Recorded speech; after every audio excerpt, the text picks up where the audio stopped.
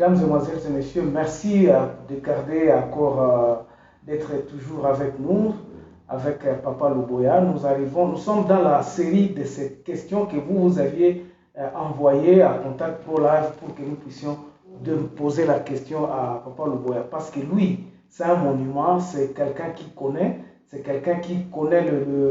le pays, c'est celui... ce sont des valeurs que nous ne pouvons pas négliger. Avoir quelqu'un qui a de l'expérience, qui a traversé pratiquement tous les âges, il a de l'expérience et il a pratiquement une certaine vision de ce pays. Alors, nous arrivons à la troisième question. L'auditeur, le téléspectateur a dit comment peut-on faire pour protéger le pays contre la corruption qui gangrène à tous les niveaux? Supprimer la corruption dans notre pays. La fois passée, je disais que la corruption était un phénomène international, mais les causes de cette corruption ailleurs ne sont pas les mêmes que dans notre pays. Voyez-vous. Alors, donc, nous devons chercher à comprendre les causes de la corruption. Nous sommes nombreux à ne pas connaître, à ne pas savoir que la corruption a été introduite dans notre pays. Quand et comment? Ça, nous ne le savons pas. Quand et comment, selon nos recherches, nos investigations, c'est quand le pays a accédé à l'indépendance et que la Belgique a senti qu'il y a beaucoup de choses qui vont lui échapper entre les mains. Oui. Et il a compris la faiblesse de nous Congolais. Ils ont voté, le Parlement belge, le gouvernement belge a initié toute une enveloppe pour corrompre l'élite congolaise. Et la corruption a commencé par là. Les anciens clercs ou commis qui travaillaient dans l'administration coloniale ne connaissaient pas la corruption. Mais papa, une fois vous m'aviez dit, et nous nous avions posé la question de savoir, quand vous allez voir le président de la République, aujourd'hui, dans l'état actuel, que ce soit dans la province, quand vous allez voir le gouverneur, souvent, avant de partir, on tire voilà. on vous donne pour votre transport, vous allez. Et puis nous entendons parler des invisibles au Parlement. Donc dernièrement, Mme Abunda est difficile à répondre aux questionnaires des journalistes. Des journalistes, oui. Est-ce que vous en connaissez quelque chose? Parce que nous en avons parlé. J'en sais quelque chose dans la mesure où je dis ceci. L'enveloppe qui a été votée à cette époque-là, nous sommes en 1960. Cette pratique a été généralisée dans toutes les pratiques de la gestion du pays. C'est-à-dire, dès que les investisseurs étrangers venaient, ils savaient s'organiser de manière à trouver une source d'approvisionnement d'une caisse noire, comme on l'appelait, afin de servir à corrompre les Congolais. C'est une pratique qui a été introduite et qui existe dans notre pays. C'est pourquoi j'ai posé la question tout à l'heure qu'il faut d'abord se poser la question quelles sont les causes de la corruption dans notre pays. Si nous ne connaissons pas ces causes et que nous ne comprenons pas ces mécanismes, tout ce que nous pouvons dire aujourd'hui ne servira à rien. Parce que nous sommes à plus de 60 ans d'indépendance. Et les mêmes choses continuent jusqu'à aujourd'hui. Est-ce que les politiciens actuels en savent quelque chose? Mais non, il y en a beaucoup qui ne savent pas. C'est pourquoi j'insiste sur l'historicité de notre pays. Il faut comprendre, il faut étudier, il faut analyser, il faut faire des investigations pour comprendre. Parce que aujourd'hui, ayons le courage de dire que nous sommes les produits des pensées, des actes, des décisions qui ont été prises dans le passé. Nous sommes les produits. Si nous ne comprenons pas ça, nous ne pouvons pas nous sortir du contexte, de conséquences de ces produits-là. Nous sommes les produits. Le Congolais est le produit de tout ce qui s'était passé depuis la colonisation, depuis l'accession du pays à l'indépendance. Nous sommes les résultats. Mais nous ne pouvons pas prétendre aujourd'hui, si nous ne comprenons pas comment nous sommes les résultats de ça, chercher des solutions. Nous ne pouvons pas. Parce que le peuple peut se poser la question de savoir, les députés aujourd'hui, qui circulent dans le ministère et puis un ministre va leur donner, par exemple, ou bien un chef d'entreprise qui va leur donner 2500, 5000 dollars. Et puis pendant ce temps-là, les gens ne sont pas payés. C'est ça le problème. C'est ça le problème que nous avons.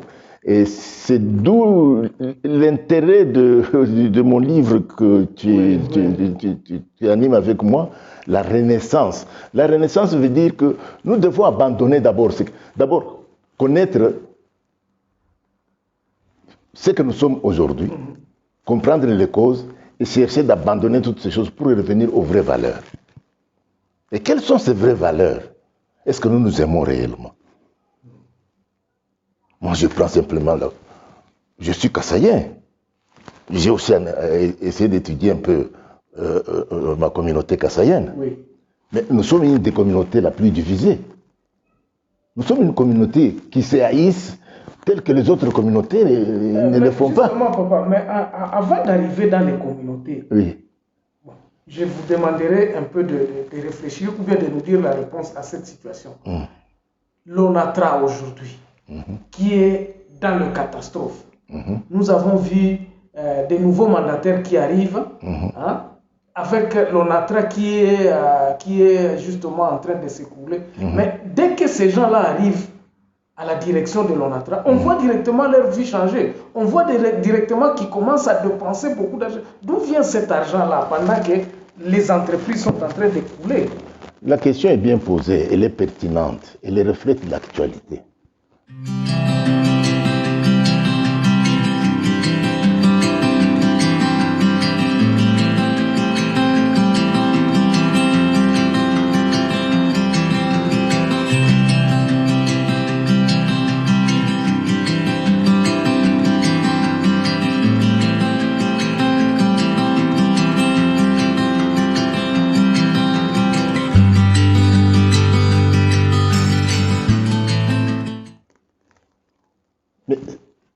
En reflétant l'actualité, c'est une actualité qui date depuis 60.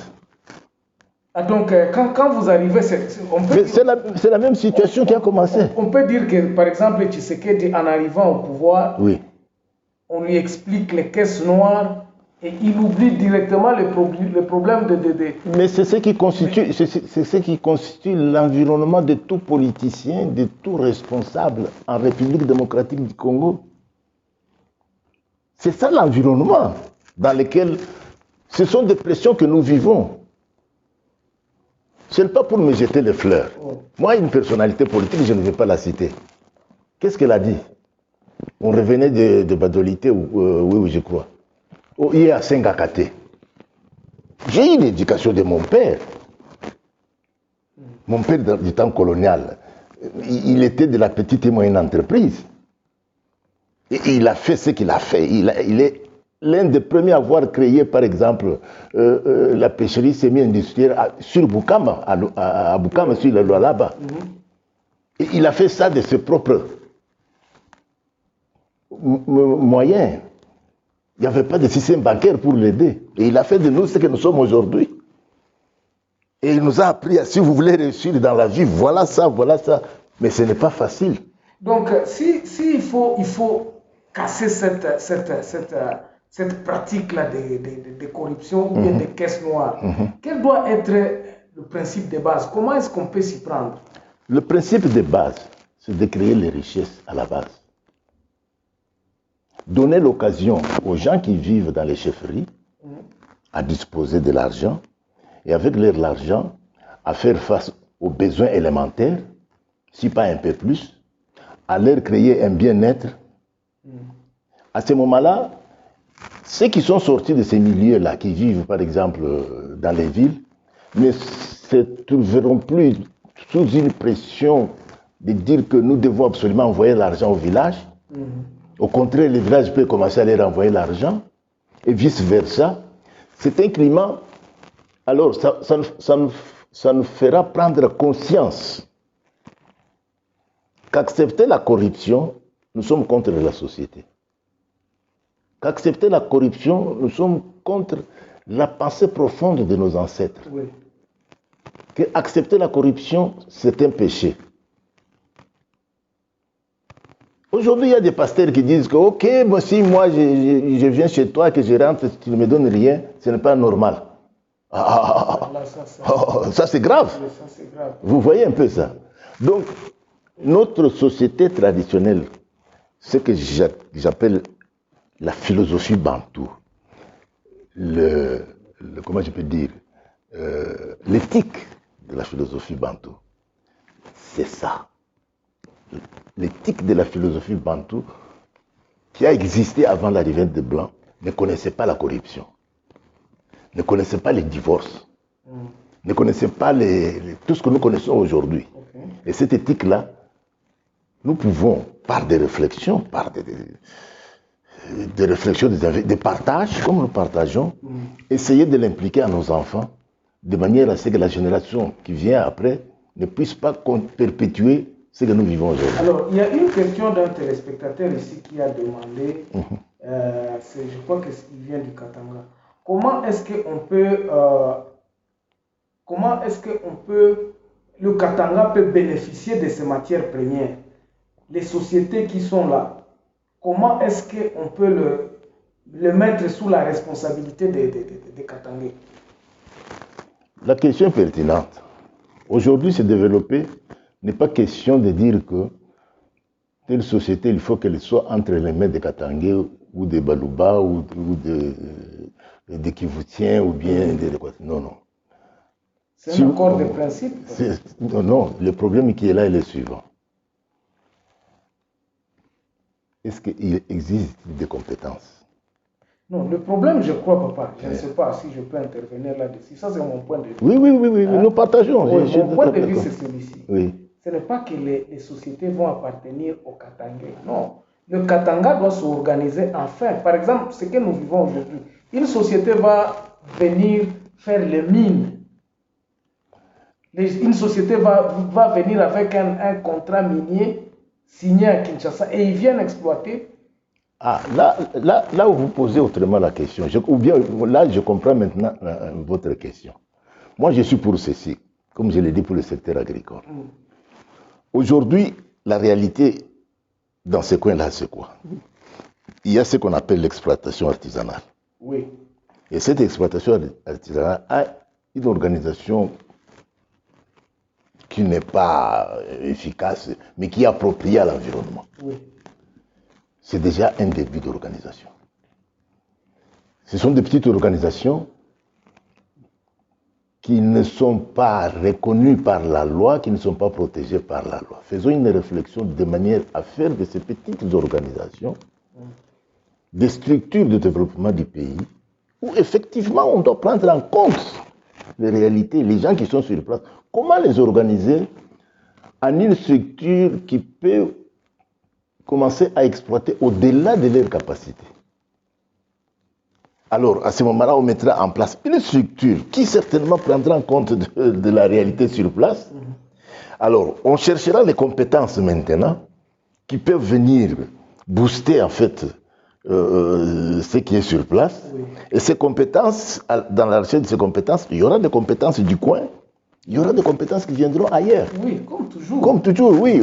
On peut acheter un ingénieur dans telle province parce qu'il a cette compétence et ainsi de suite. Voilà comment est-ce que nous pouvons nous développer. Parce que moi, ce que j'ai compris dans cette question, ce n'était pas quelque chose de régionalisme ou quoi que ce soit. Il s'acharnait sur le fait, par exemple, que MIBA, l'argent de MIBA, ça se trouve dans le main du gouvernement central. Et donc, les contrats que MIBA prend, se négocie à Kinshasa. Et le travail se fait au Kasaï. On exploite le diamant.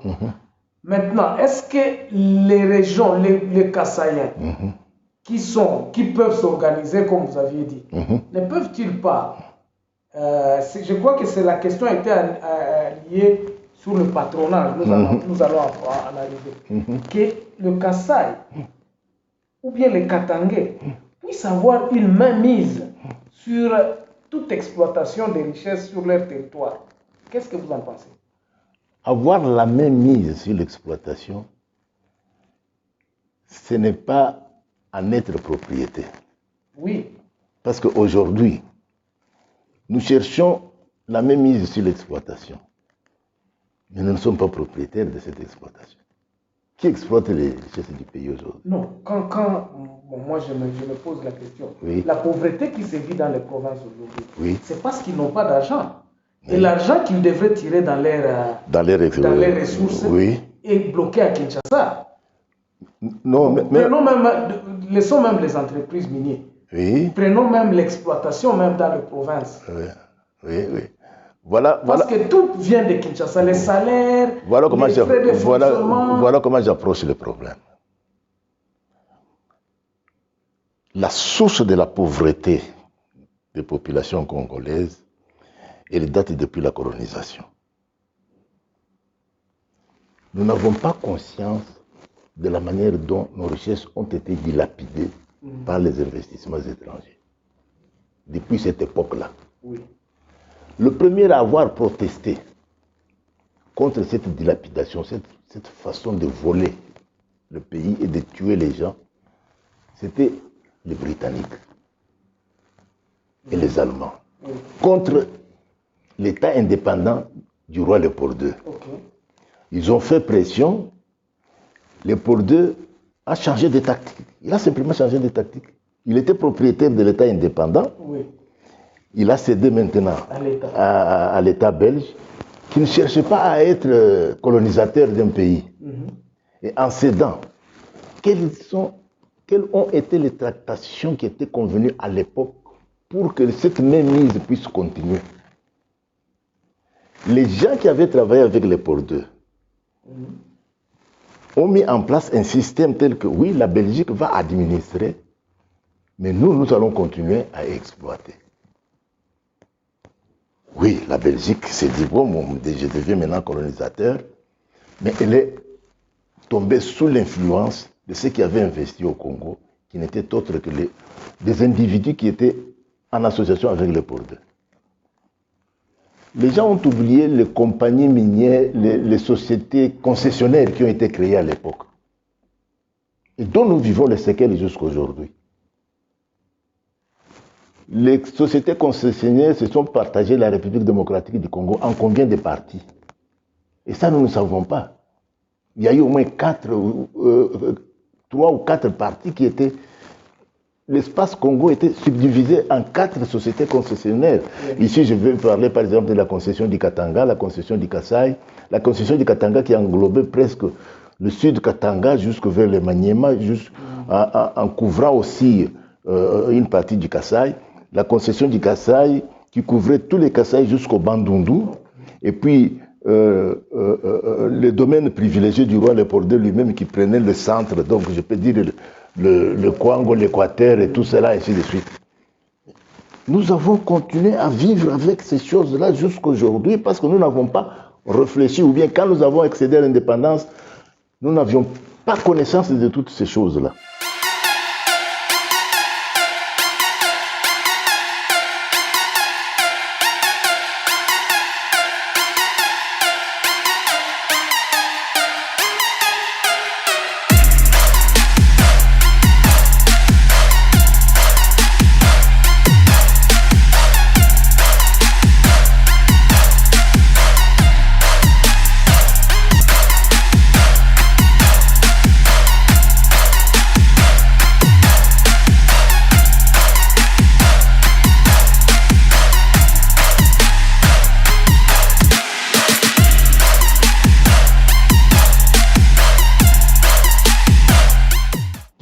Alors maintenant, c'est ce qui explique que nous n'avons pas la propriété de nos richesses.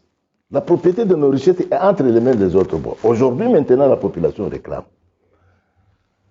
Ces richesses nous appartiennent, nous devons en avoir. Oui, ils ont raison, ils doivent en avoir. Mais comment vous devez en avoir?